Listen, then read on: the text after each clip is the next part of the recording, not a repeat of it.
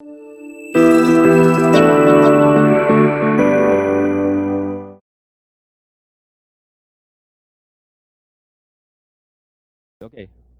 so sorry if I make some mistakes on English. I'm really nervous today.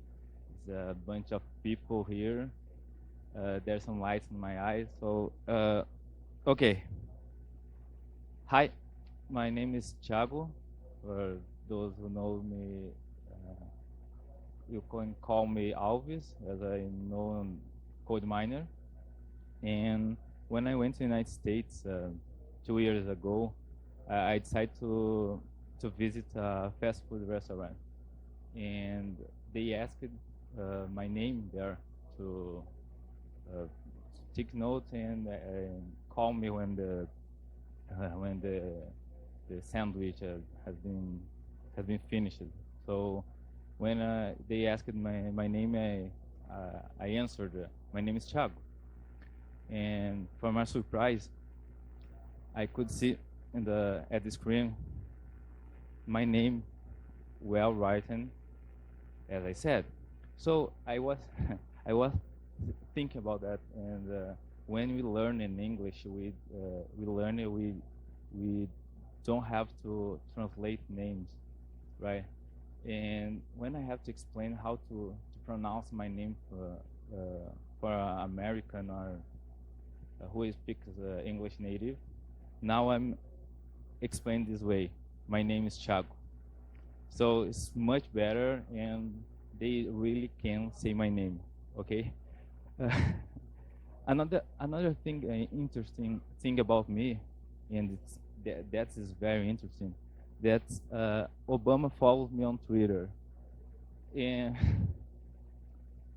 actually, I'm not sure why, but but he's there. He's there, and I don't know if it's clear. Yeah, it's the official Obama account on Twitter, and probably because he supports me today, and yes, I can.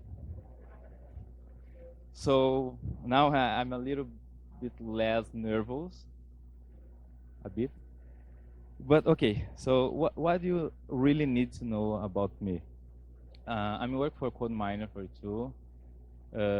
I'm a front-end developer, and there at CodeMiner, we work for amazing customers around the world, and we do consulting, we do outsourcing, we program, we do many things around the, the development. We have a bunch of offices around Brazil. And specifically, I work from Santa Maria, southern Brazil, Rio Grande do Sul. And of course, I couldn't speak here today without say we are hiring.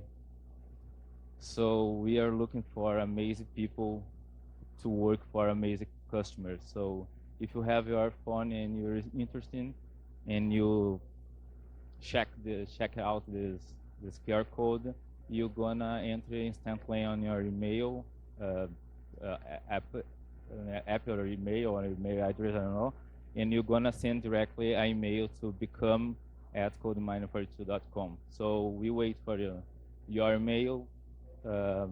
We are waiting. You'll be the new miner for us.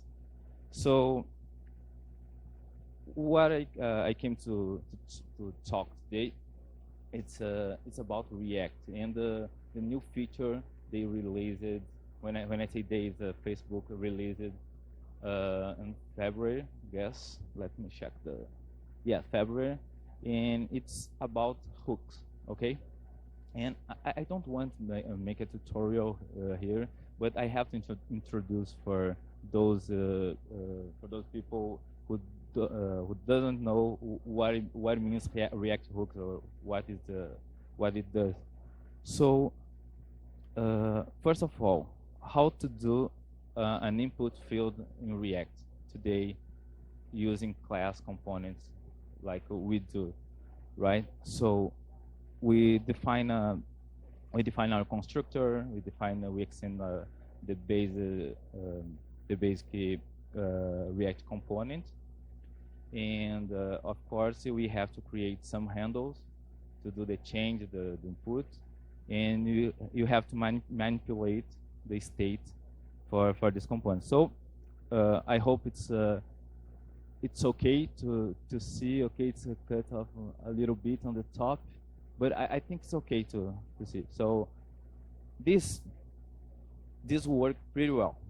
Okay, it's how we do input, how we behave inputs today on React using component class, right? So just a demo of how it's working. Okay, so I'm gonna show how to do with hooks. Okay, React hooks. So it's simply, oh shit, we simply use a function called the use state, for example. In this case, okay, let's see this case. Use state, we have the value, we have the handle to change that state, and we just need to use a function that will return components, right? How it's work? It works exactly the same the last example. So we can do that using less code. And that's what I'm going to talk about right now. Okay, so React hooks apply the React philosophy inside a component rather than just between the components. What it means? I just have to pass inside. I don't need to extend any class. I don't need to do any wrapper. I just use inside of our code. Another way to say that is the React hooks are a set of functions that provide a direct API to methods we access on React components. So lifecycle, state changing, that kind of features we can access using hooks instead of using a component class, right?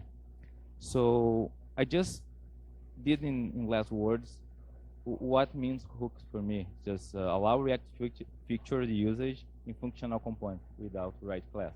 When someone asks you what the hell is a React hook, you can explain that. So you explain it's just a way to do the React features in functional components. And why React hooks? Mainly because it's hard to reuse stateful logic today. We know how to do that, and I'm talking a little bit ahead, but it's we have approach to reuse logic like render props or high order components. But if you think only about stateful, and we do stateful using class today, we have problems to reuse code, reuse the logic. So if we have to write tons of logic, then we have complex components, and complex components are hard to be understood, and it's bad for our development, and that's why we have problems to start new teams with React. And class confuse both people and machines, and I'm going to talk about it as well. But this is what Facebook explained to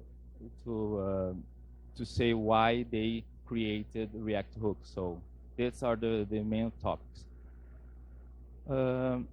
Okay, so huge components that are hard to refactor in tests, duplicate logic between different components in lifecycle methods, and complex patterns. That are the biggest problems we have today. And when for example, duplicate logic for whose program using React, and we have to create a component did update or create a component did mount method, we have to duplicate logic there, because they are different methods, and we have to use different methods to do different things there, but the logic is pretty the same. And complex pattern like render props, we have a we have bunch code, rapid code to be the analyzed. Like, let me see. No, I have example. Yeah. So I'm going to show you an example about why not use render props for them. Okay. But first of all, why we should leave class? Why we should start using React hooks and leave class? Because who understand why this? So it's really hard to explain to someone how this work in different contexts in different ways, and maybe we should explain what is a lexical context or not. I don't know, but this confuse people. And how this confuse machine, because we have problems to minify classes when we have to bundle our components to be used in the website. We have problems to minify class. And of course, how many how much we add, how many we add logic to there to a class. We inflate our code and we have huge classes. It's not good, right? Of course, we have poor separation of concerns, and we have issues with hot modular reloads. Okay, and why leave render props? I know it's a bunch of text, but I have to say that, and it's how I figured out to better introduce React hooks. So sorry about that. If you are tired, you can't sleep. No worry. I can't see everybody from here. Okay, what's the problem with render props? It's working pretty well, but it's hard to analyze. Look at that. If you have many children components inside of render props, and you pass through another component, another, we have this kind of situation. And I named this situation. Based in another kind of situation, looks like situation. I called it Hadouken render props approach. It's definitely how we see when we have to use many contexts inside of contexts. So you can call that. If you see in your project and your team someone using the Hadouken render props approach, you can say that. But say Thiago there. Okay, that I said that. So I want more to talk about the introduction of React hooks. Okay, I totally recommend this talk. It's called React Today and Tomorrow by Dan Abramov. And the same video, we have the 9% cleaner React hook with Ryan Florence. So I totally recommend this talk. They explain detailed why they created the React hooks. Okay, but moving on, and I want help everyone who wants to start developing with React hooks. And so, how to test custom hooks? Because we can create our own custom hooks, combining React hooks. So we have this pretty new library called React Hooks Testing Library. It's an extension from the React Testing Library. It has been recommended by the core team of React. I've already used that, and I recommend. It's pretty easy to use, because this is how we can create. Okay, it's the green part is okay. That's the way we can create a custom hook, right? And we wrap the logic, and we return only the part that we need to adapt or change our layout, our component, right? But it's on logic. And I need to do a unit test for this. So I can use approach like that. I can use the render hook function, and I have only the result of my custom hook. It's pretty easy to test because it's the basic of unit tests. You should know that. Okay, but let's talk about who already have projects with React. And I want to start to program React hooks, add React hooks in my code. And I don't want to add a new dependence. I don't want to use a new library to test. Okay, we don't want that library. So what we can do? So if you use Enzyme, for example, we can do some kind of hack to test the hook. We can create a wrapper component and just adapt as a element property our hook result. Okay, this hook result can be tested like the React test library, right? We can do that. We can do that with the React test library as well, without the React hook test library. And it's easy to do, but of course we have to write more code to test our custom hooks, right? So don't forget to update your enzyme adapter because you have to. And please add the ESLint plugin React hook to a better usage of the hooks patterns, okay? So about that talk, I recommended to you definitely, if you watch that, you see Dan Abramov not recommended you start removing your component classes and start using hooks. By the way, Ryan Florence said totally the opposite. So go away, go on and change and move your code to React hook. So that's what I think right now. I think we should remove start if you can do that now. If you can touch on our project and do huge changes, please start doing that. Removing React components, adopt functions because it's pretty nice. And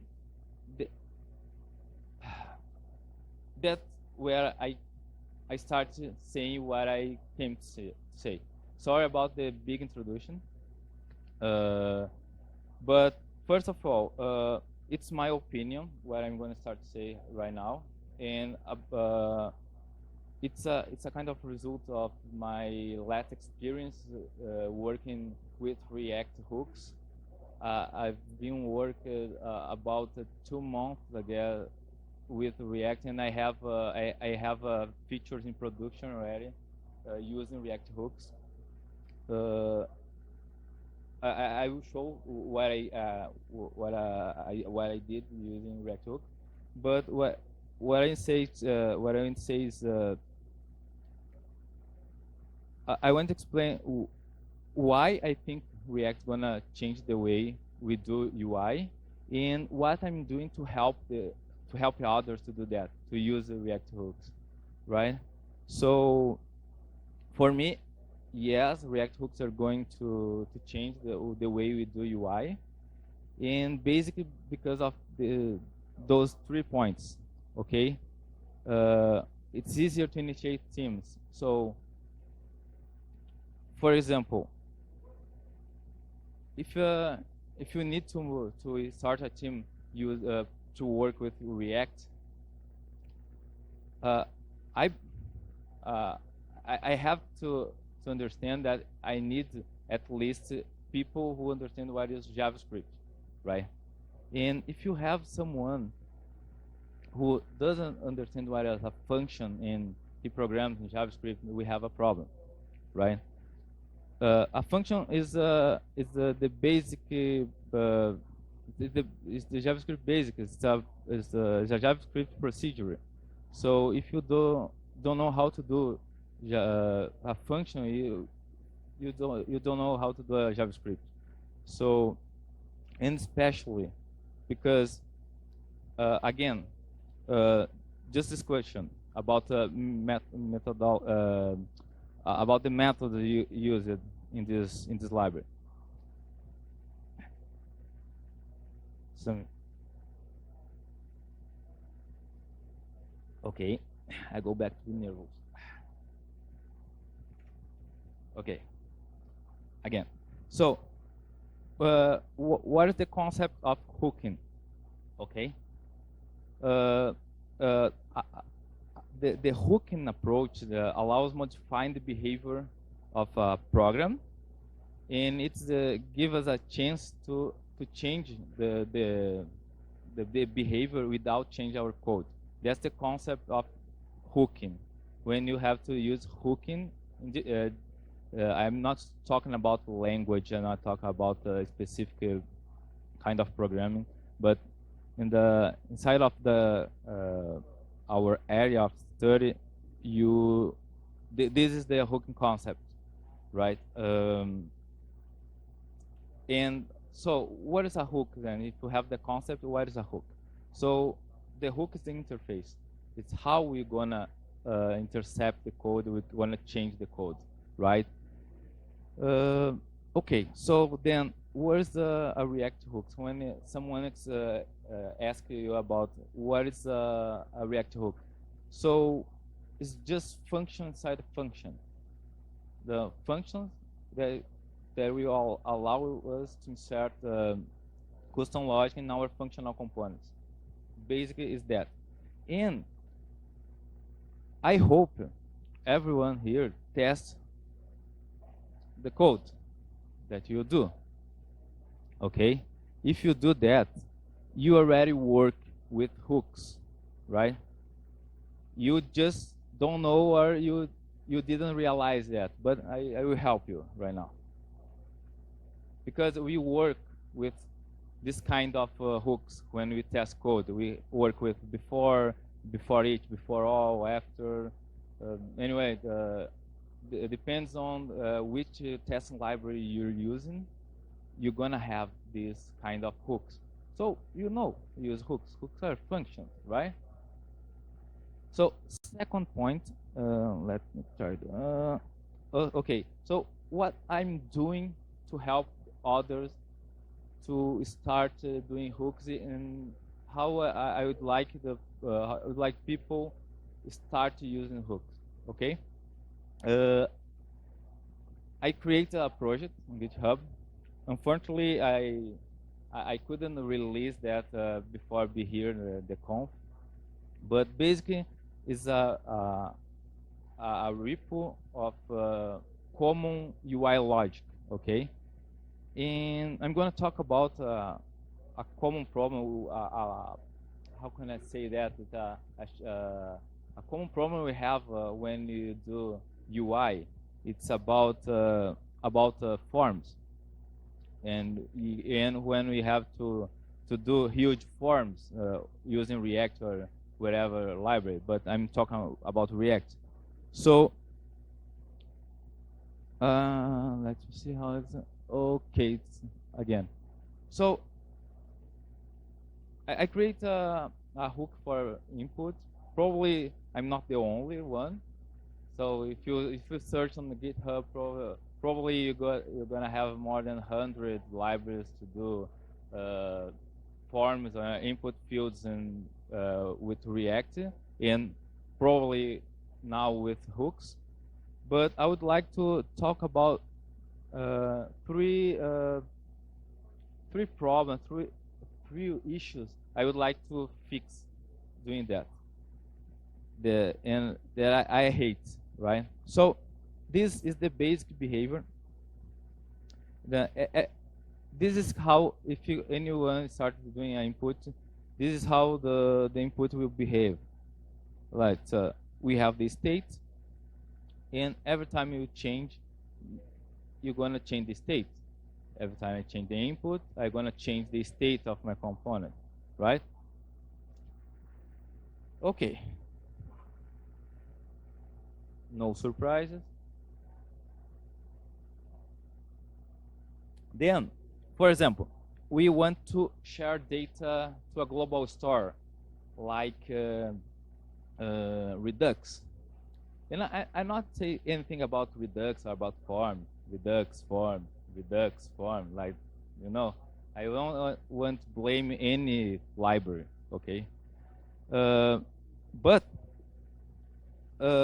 we have that problem. For example, if you use the change method, the change handle, to store data on our global store, every change we're gonna do a change in the store. It's not a good thing to do. I think it not sound good, you know. So first feature I decided to implement. So it's a feature called after change, and it matches with a debounce behavior. Okay, so you can see in the code.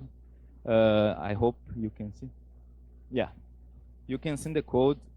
We have some properties to configure use field custom hook, right? So line 7, I enable the debounce, okay? And line 8, I have what I have to do after change. In this case, I just create a new state, and I'm gonna change that, right? I hope the video works because the live code. So I do the change, but that method will be execute only when I stop typing because of the bounce. But what's the deal here? For example, if I want to store data on a Redux store, for example, I can use that method to store, and I don't have to dispatch many actions to my store. That's the first point. It drives me nuts sometimes because I don't like to dispatch unnecessary actions. So I did that to fix this behavior. Okay, second one. So the second one is not so useful. I mean, because it's just an integer field. But I'm gonna show you because we can use the base use fields custom hook to combine it and create new fields, right? So here I use the user field, and you can see at line 10, I guess 10, another method I created called should change. So I can decide if I gonna do or not a state change here. Okay, so now I am just I can type only numbers here, number charter here, and it's as I said, it's not so useful, but just to show you can combine hooks. And in this case, I create an integer field, but I had to do another one last night.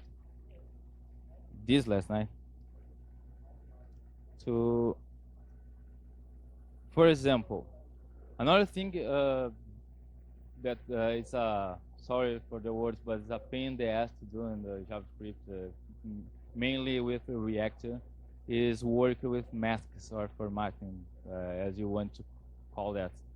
So we have some good examples on GitHub, and I decided to create an entry point where I don't say how it's gonna format or not the value. The programmer should decide how to do that. So I create a formatter there using with two methods, two properties.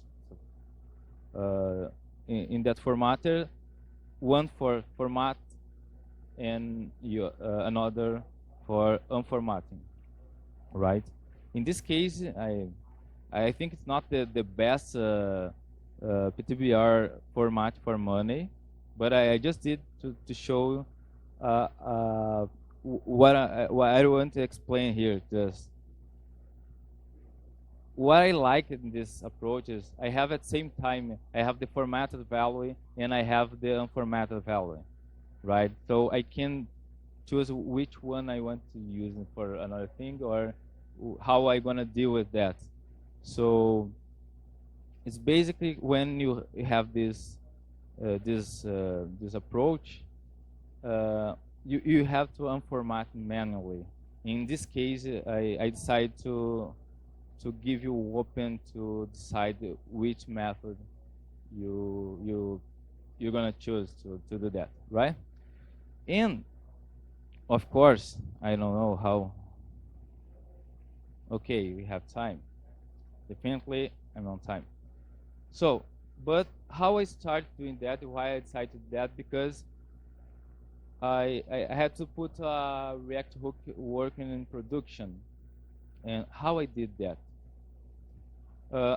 I work as a consultant and a contractor for GoDaddy. So I work for CodeMiner, but I act on GoDaddy, right?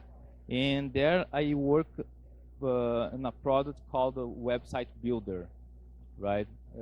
So you can contract this for at GoDaddy. You can decide your you can buy your domain. You can buy your website builder service. Then you have both services together, right? And we had we got a problem there. That's one of the problems I think React hooks solve. I guess so deal with that. When we have to use third-party components, and those third-party components they manage the style, and they manage the elements, they manage everything you have to use, and you have only properties to enter a new CSS class or new styles. Why I think that's a problem? In my opinion, is a huge problem, because CSS is a blocker for websites. The page won't load until your CSS be loaded completely. If you have to overwrite component styles, you are creating more CSS, you are creating more style content, and it's a problem. There we had a problem with a library for Zoom. Okay, I didn't put the real name for this component because I'm not authorized to do that. But I'm authorized to talk about the project. We had the situation where I had to pass the large image to a small image and some other properties to style.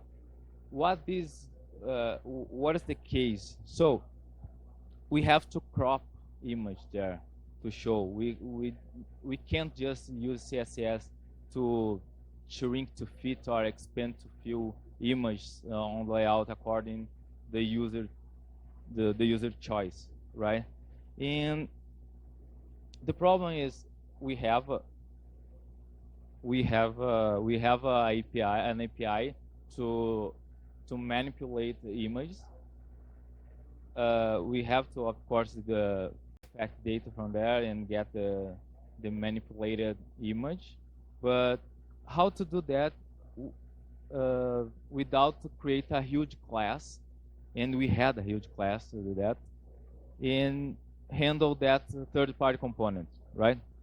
So what we did there, and I'm very proud about that, we create a custom hook called use scale image, right? We received from this use scale image the new width and the new height. And I forgot to put there, we receive a new source for the image. Okay, I could create, or my team could create a function. Why create a custom hook? Because this image API is used for about 5 or 6 teams, and the six team have the same problem. Deal with the third-party components and call manipulated images from the API. So when we created that, I swear I would like to have the results here, but we have a huge improvement in our performance. I don't have the numbers here, of course, because I'm I'm not authorized to say that, but we are the new features that I'm trying to convince GoDaddy to open this custom hook as open source. I think I'm gonna have success on that because we have some private code there, but we can do something about it. And again, about the hooks, as I said, I think these 3 points decide or showed me the React hooks are going to change the way we do UI because the layout is mine. The logic maybe we can share, but the layout is mine. Each project should have its own layout, its identity. So the way we share components today is really hard to maintain products and maintain a good structure for layouts or themes. You know, using hooks, we are isolating the logic, and you can do better layouts. You can do less CSS code. You can do less template code. So sorry if I say I was much repetitive. Sorry about the English. Really nervous. I would like to say more jokes, but since I am not so confident with the English, I don't tell much jokes in English. I would like to imitate Silvio Santos in English, but not went well. And of course, again, please let's talk about React hooks. Reach out to me on the coffee break if you want to talk more about. If you didn't understand something I said, or if I didn't say something. And again, if you want to work with amazing customers around the world, we are hiring amazing people. Really, thanks for your time. I hope you enjoy the rest of the conference. Thank you.